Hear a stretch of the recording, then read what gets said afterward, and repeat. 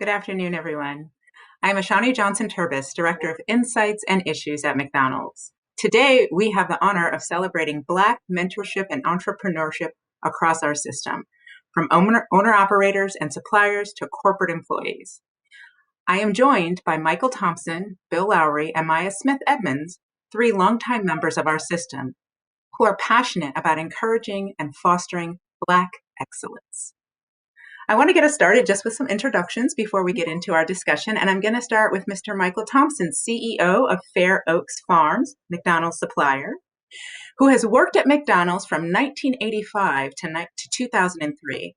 Michael, I would love it if you would share with us your role, what you're doing now, what you like most about your time with McDonald's, and third, just a fun fact about yourself. Well, hello, Ashanti. Nice to see you and see everybody, and thank you for allowing me to be part of this. I was with the McDonald's system in many corporate roles, from supply chain to operation based roles from 1985 to actually the end of 2002. And I loved being at the corporation. I learned so many things. It was just a great learning environment for me. And I will tell you that it really basically set me up to be an entrepreneur because of the lessons that I learned, the people that I worked with, and the different departments, just the different experiences that I had at McDonald's. Because at the bottom line, I mean, you have to make money as a company. You have to understand so many different segments of it, and McDonald's allowed me to learn all of that. So in 2003, I transitioned to the majority owner of Fair Oaks Farms. We've since changed the name to Fair Oaks Foods, but in 2003, just took over as president and CEO. We supply strip bacon and breakfast sausage to several markets across the U.S. We do some international business as well, and it's really been a true blessing to be in business with McDonald's. Perfect. Thank you. Not sure about the fun fact, but Oh, the fun fact. That's right. Please share a fun fact. I'm an exercise buff. I sing, I dance, I play guitar. A number of different things like that to have fun. So. I love that. Yeah, that's absolutely a fun fact. Thank you very much. Next, let's go to Mr. Bill Lowery, U.S. Vice President of Diversity and Ombudsman at McDonald's. Bill, would you please share with us your role, what you're up to now, what you like most about your time with McDonald's, and a fun fact? Okay, well, my role now, first of all, hello everyone. I am very, very honored to be part of this today and seeing some old friends, especially Michael, especially with this pandemic going on. It's hard to see each other face to face. So good seeing you again, my friend. So my role now is actually kind of interesting. I have two roles, actually. I'm the company ombudsman, and I have a team working for me. And what the ombudsman do is actually deal with the problems.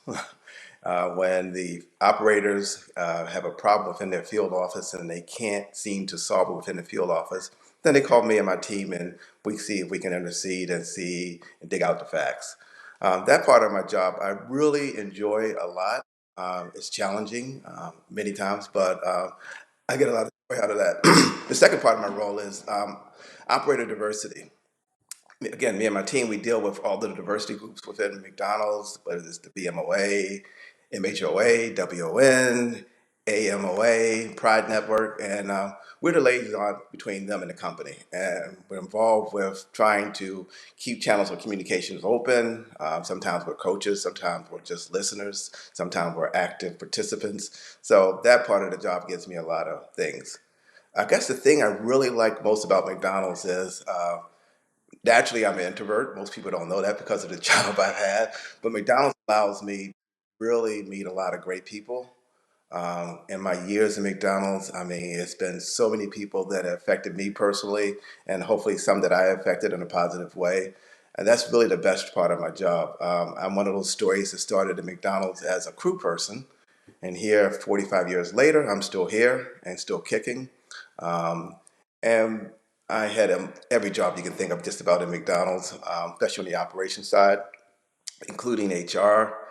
Um, when I was a swing manager for McDonald's, and then I became a regional manager, I used to tell people the only difference between a swing manager in a restaurant and a regional manager for a whole region is that you just got more people you're working with. It's the same job. You try to do the best you can. You try to make people happy. Try to get them focused to getting the job done. So I really love that.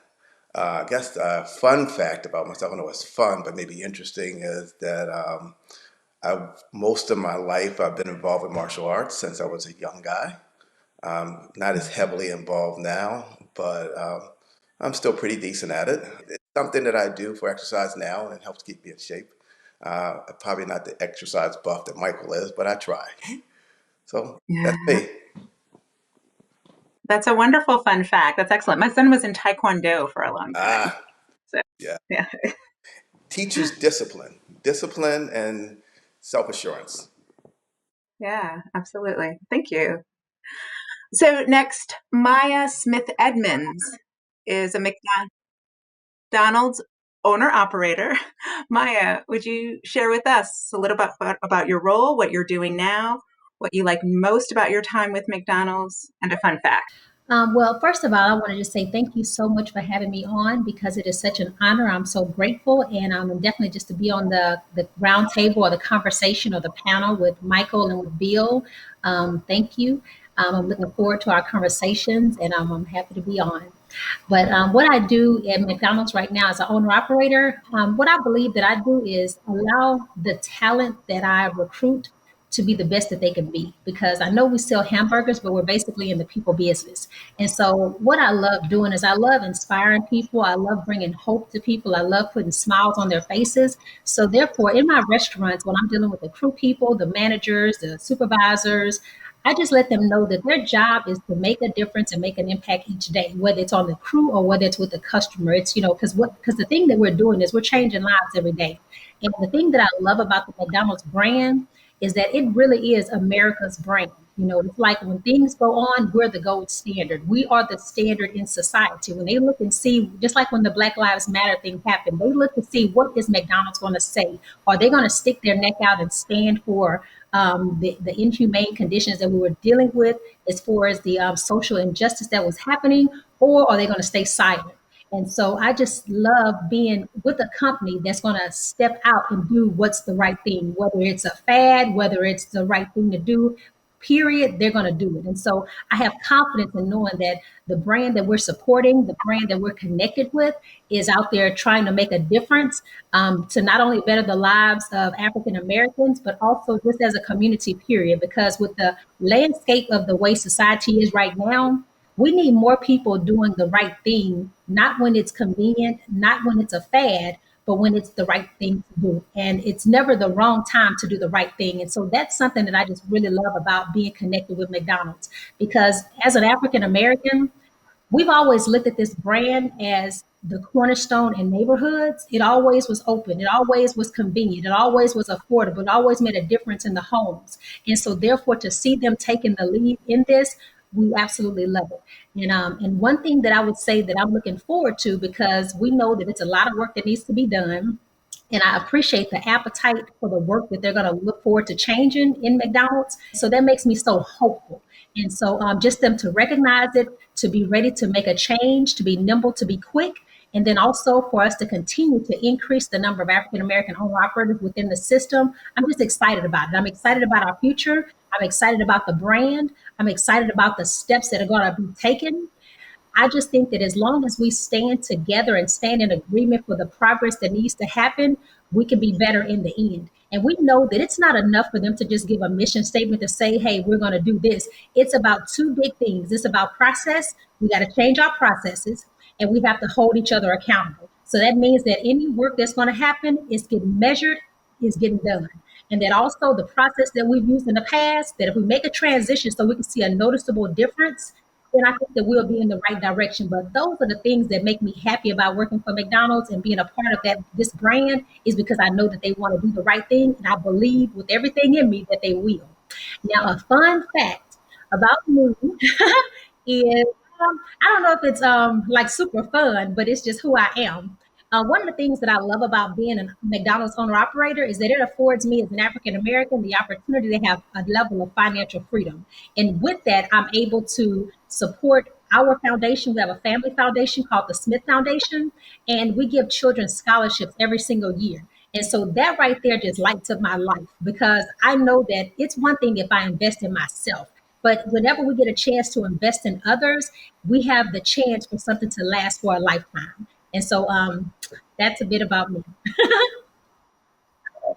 Wow, that was wonderful, Maya. This is great. You're like doing my job for me. Like the first question I was going to ask you, you answered Oh, it, and no, that's perfect. So, and also, I want to reiterate a couple things that Maya said, which resonated with me immediately. And I haven't been at McDonald's that long. Is I'm going to use some of Maya's language. Maya said, "Let's talk about the good news." You use the words "good news," and that is a great thing to bring to this conversation. It's good news about McDonald's, and also you used "do the right thing," and I think that's an important thing. It's important language for us to think about in terms of this particular company, and it's if I, using your language, consistently endeavoring rather to do the right thing. So thank you, Maya. That was perfect. So since Maya started off by answering my question for her, I'm going to direct the question to Michael and say, can you share a little bit about your perspective and experience as a Black entrepreneur? Sure. First of all, I love being a Black entrepreneur. My personal belief is that socio-economic freedom comes with entrepreneurship. The owner operators have been an excellent example for me, especially the BMOA and what they've done just all across the country. So ownership as an entrepreneur, I think, is just really important for African Americans in general. And then I think, the perspective of an entrepreneur is it's a tough road. I mean, it's nothing easy out here. These businesses, I don't care what business it is not easy to run. But there is real satisfaction in what you can build. And personally, for me, I'm trying to build a legacy company. I want my brand, my children, their children. I want this business to go on, and that's one of the reasons I became an entrepreneur. So I think for just as an African American, I would tell you that I think the road is tougher for all the reasons we all know. But I think it's so rewarding in the end, and I'm so glad to have had that opportunity through McDonald's. Wonderful. Thank you. Um, Connected to that, yeah, no, I know both of you have said things that I think are quite powerful. I'm going to leap to Bill real quick and just to connect with what Maya said about this work she's doing in the community, what Michael's just shared about being an entrepreneur and wanting to have a legacy. How do you think that the McDonald's system supports and can best support Black communities? I think McDonald's system, right now they give money to a lot of Black organizations. That's great. But I think more importantly, first of all, Maya, wow, I got to say that. Wow. You inspire me. That's what, and Maya is a perfect example why I love what I do right now. But at McDonald's as a system, money is one thing and, Urban League and all the other things. But what I see McDonald's system do is actually have people motivated to get out in the community, whether it's MAC2, which is the Black Employer Network, and they have times we have drives for turkeys and give out bikes and stuff like that. Those grassroots things, the bigger things, getting involved with Urban League, getting involved with NAACP, getting involved with church groups and all that, that's great. And I think that's wonderful. And McDonald's actually encourages that. The owner operators, and we specifically here, I'll talk about the BMOA, they are the ones that engage in the community. They are the ones that get out there, and they are really the ambassadors for McDonald's. As a corporation, as a corporate employee, yeah, you can get things, and you get involved in things, which I do. But what really inspires me and really gets a chance to help sometimes is when I see the operators get out there and do things. One of the things that really I think about, and it's really just a grassroots thing, and I think about an operator in the Chicago field office named Reggie Jones. Reggie every year does a couple of things for the community. I mean, he inspires me. He collects hundreds of bikes at Christmas time and just give them out. Give them out to the kids in the neighborhood and have a big party for them. I think last year that BMOA, especially in the Chicago, still with the Chicago field office, even though I'm not there in Chicago, but they just seem to come together so well. They gave out over 3,500 turkeys in the community. So those type of things happen on a daily basis. And I think that there inspires me and inspires the corporate employees. And it's many times that MAC 2 joins up with the BMOA, whether it's here in North Carolina where I live, or in Chicago, or on the West Coast in LA. And those things, grassroots, getting out in the community, it inspires me the most. And McDonald's gives hundreds of thousands of dollars, a year to groups, and that's great. But I think the hands-on getting involved is the most important thing, and that's encouraged. I completely agree with what Bill is saying because we do get into the community and it's that hands-on that makes the difference because that's the feedback that we receive from the community because we do it because that's just what we want to do. But we realize that the impact is really them getting a chance to see it because we know like the children in the community, people ask us all the time, how do you become a McDonald's owner operator? They have to see it to be it. And if I could tag on as well with Bill and Maya, young people in the African American communities, they look for successful people. They look for success measures, and to see Maya in the community, to see the other Black operators in the community, that is a point for them to look up to and aspire to. And that has just gone on for many, many years, but it's very powerful. And I don't think most folks really understand how powerful that is. That imagery of successful Black business people. Mhm. Well, related to that, I mean, all of you have spoken about this so wonderfully. Related to that, and the fact that Maya, I think you brought up, like the time we're in right now. What would be your advice for a budding entrepreneur, especially for those who are contemplating starting a business right now, a Black entrepreneur in the midst of a pandemic, a public health crisis? What would be your advice to them? Maybe we start with Michael and then go to Maya and then to Bill. I think there's good and bad times to get into business, and everyone has a inner desire to do it. When entrepreneurialism hits you and it's something you really want to do, it just sticks with you. It never goes away. I mean, I've been dreaming about being a business owner since I was 17 years old. I didn't know what I was going to be doing ever, and obviously I took the corporate route and it led me into different things. But eventually, I wound up being an entrepreneur. And I would say keep your desire strong, keep the fire going, but blend in reality with the current circumstances and depending on what it is you want to do. You just have to balance those two things. There are some businesses right now that could be outstanding to go in. I can think of several. And then there's some that I wouldn't go in because they're going in the opposite direction. So I would just say, just keep a healthy balance of reality based on your fire and your timing to get into business. Very good. Maya, what do you think? I would say, like Michael said, it's a good and a bad time. It would really depend on what type of business that you're going to get into. I would highly recommend them to benchmark other individuals that are in the profession that they'd like to go into so they can see what the business model would look like, the profitability of it pre-COVID, current COVID, and what the potential could be after COVID. And to definitely master digital and media, because if they can't market their business digitally or be profitable with a lot of the social media, then I wouldn't recommend them get going until they know they could really knock it out the park as far as getting a good go at it so that they can have the highest and the best potential at being profitable. Those are the biggest things because at the end of the day, you don't want to invest in a business and be excited about something and then it just goes belly up. So I really think they should master researching the business, become a student of the profession, and just really benchmark with someone that's already doing it because it's one thing to be passionate about something, but at the end of the day, when it comes to business, like I tell my employees, I love y'all dearly, but a raise is based on performance. If the business is profitable, then your bank account will increase and your paycheck rate will raise. But if not, then I'm sorry.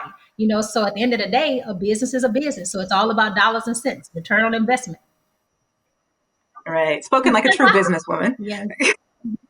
What about you, Bill? What do you think? Wow, Advice.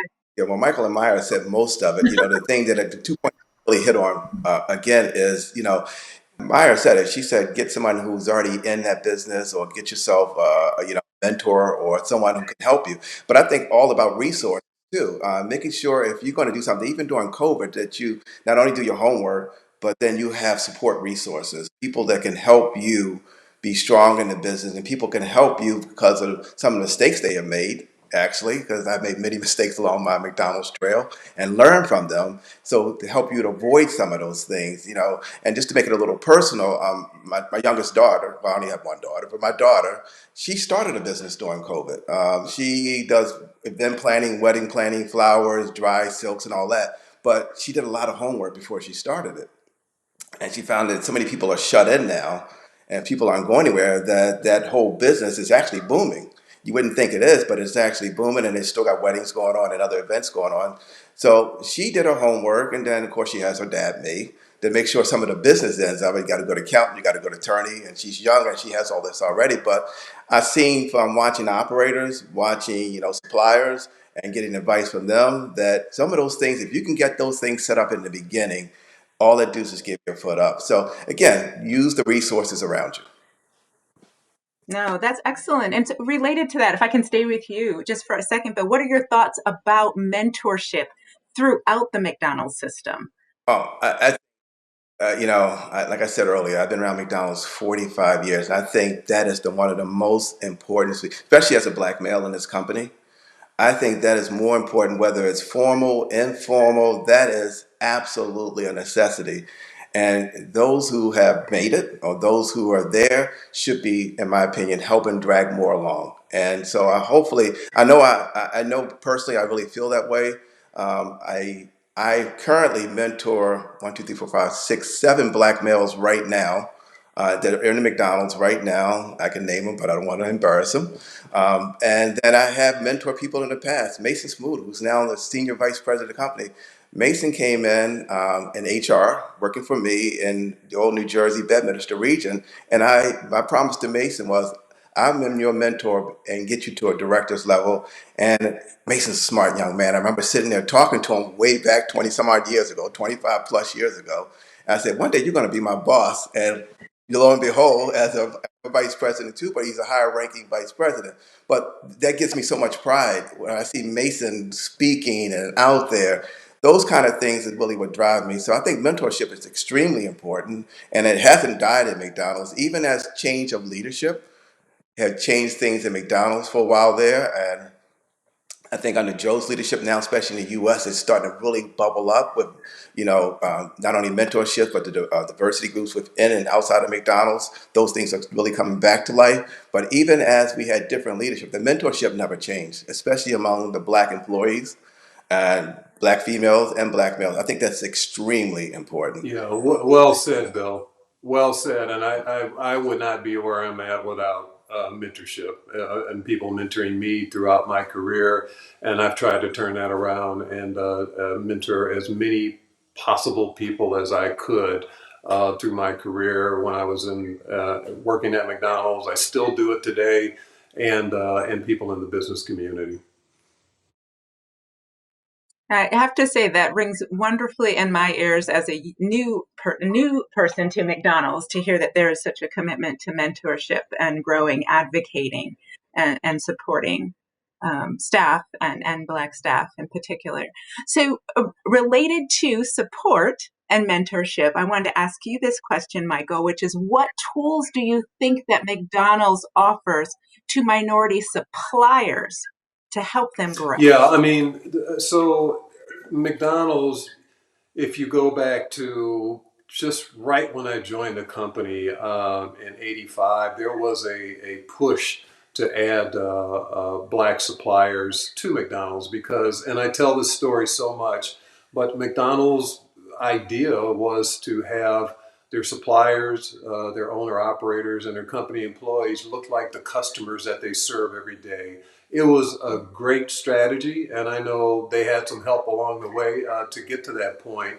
But it was so important to see that. So before it was popular to begin to add people of color and women to the mix at in other companies, McDonald's, in my opinion, did it first. So I've always been very proud of that fact, and always been proud of the fact that I was part of that when I came to the company to get some of those companies up and running, which I'm very proud to say are still in business today. So I would tell you the support piece is very important that I think McDonald's offers as a tool. Engagement, because you just can't get into business and then just be left alone. There has to be an engagement piece. You have to now, and McDonald's has extremely high standards, so you have to meet and beat those standards. But once you do that, McDonald's on the supply chain side in the U.S. run by Marion Gross, and on the global side run by Francesca DiBiase. They do a phenomenal job of keeping you engaged. And then the third thing is opportunities, because you can get your foot in the door, but then what? You have to continue to have opportunities so you can grow your business. Operators want to grow, the corporation wants to grow, suppliers want to grow. So you have to have those opportunities to be able to do that, and McDonald's provides those. So those three things to me are the tools of the support mechanisms that they use to help us suppliers. And if you don't mind, I can add a couple of things to that. I only say add because just I'm not expert on supply chain. Marion is phenomenal. Michael said that, black female, by the way, but Marion is absolutely phenomenal in her job. But the thing that I've noticed is just how, especially black suppliers, try to help each other out too. And whether you want to call it mentorship, put an arm around the shoulders, I have seen that happen time and time again. And I can think of a couple of examples of that. But one that really hits home with me was a guy named Kevin Thorne. When I was a regional manager, he worked for me in the old Bedminster region, and he was my supply chain guy on my staff. He's now a supplier, and God rest his soul, Bob Beavers actually reached out and helped Kevin get to the place that he is now. But I applaud the black suppliers of McDonald's because I think they are a very tight knit group, and I really think they do look out for each other and look out for each other's best interests. No, that's wonderful. It's so well said. I love how, Michael, you put it in the number three things. I think that people remember things in three things, five things sometimes. So that's good. And I love the finer point, Bill, that you put on that. That was perfect. Okay. As sort of a wrap up question now, we have been talking about McDonald's support for suppliers and for entrepreneurs. I would like to flip that. And the question I'm going to pose to all of you is, how has the Black community influenced the McDonald's brand? What have we as a community contributed and done in terms of influencing the McDonald's brand? And why don't we start with you, Maya? Okay, what I'll say is for as the Black community influencing the McDonald's brand, I believe that the way that the African American consumers buy, that's usually the trend, the trajectory, and the direction that the business goes. For example, if I'm up in my sales on new products or anything within the restaurant in my African American consumer market, I'm up in all my general market restaurants. Also, just like, for example, whenever McDonald's shows interest in the things that are important to the Black community shows up. They will definitely rise to the occasion. For example, when we got Travis Scott, the community showed up. And what I've noticed is that whenever the African American consumer market makes a trend, all the other markets follow. Asian, Hispanic, Caucasian, they all follow. And so, therefore, I think that that is something to be said about the African American community because the African American community trusts McDonald's. We believe in McDonald's. And so that's the reason why I think that we have to make a conscious effort as a brand to stay relevant and to stay connected to the things that are of interest to the African American community, because that has a big impact on the direction of our business, whether it be growth in sales, whether it be growth in cash flow, whether it be the treatment of the African American entrepreneurs, suppliers, executives within the brand. All of that is all tied together. And so I I know that we've been working on some things for our community so that we can be even more impactful, having like a diversity chief officer and that type of thing. But even if we just start looking at the resources that we're spending on marketing and advertising and community involvement, and so I just think that if we really tap into those different areas and really see what is it that the community really wants, I think that that influence can be even huger. And I think that we can be even more impactful because with the landscape of the society being how it is right now, this right here is a time where we can make a pivot and we can get real dividends for it. But we have to move and we have to make the right decisions. Yeah, that's a phenomenal answer. A phenomenal answer. I don't know I can add I anything know I'm to like, that. I should have had Maya have the I'm last telling word, you, but like, she gets the last word oh, and everything. But I no, that was Thank you. wonderful. so Well, Bill or Michael, would you add anything? I'll try a little bit, but that was an amazing answer. And the only thing I could really add to that is just kind of reinforce. I think if you look at marketing, you look at the marketing over the years at McDonald's, it's always had an African American influence. And you look at the whole thing she said about Travis Scott. Look how phenomenal that was. And so that marketing piece, and then things like Gospel Fest, and you look at those, and even if you look at the All American game, and those type of things, McDonald's got involved in all that. And you look at the athletes, yeah, they're both black and white athletes, but majority of those are black kids, black male and female kids who are just got their time to shine. So I think all those things have influenced McDonald's in the direction it's taken. And after Thank you. Maya, that's all I can say. yeah. That's all you can Yeah. say. Well, I'm That's what glad Bill followed what about Maya you, because Michael? I didn't That want was to. too much. She did such a great job in Thank answer. But y'all. I mean, the black community has had a tremendous impact on McDonald's over the years. I mean, when I get asked these questions a lot, and I go, "Where do you think Mickey D's came from?" I mean, it was the black community There you go. renamed McDonald's for Mickey D's, and Mickey D's is Yes, known Yep. worldwide, right? yes. So just think about that. You can go anywhere in the world and say Mickey D's, and people know what you're talking about.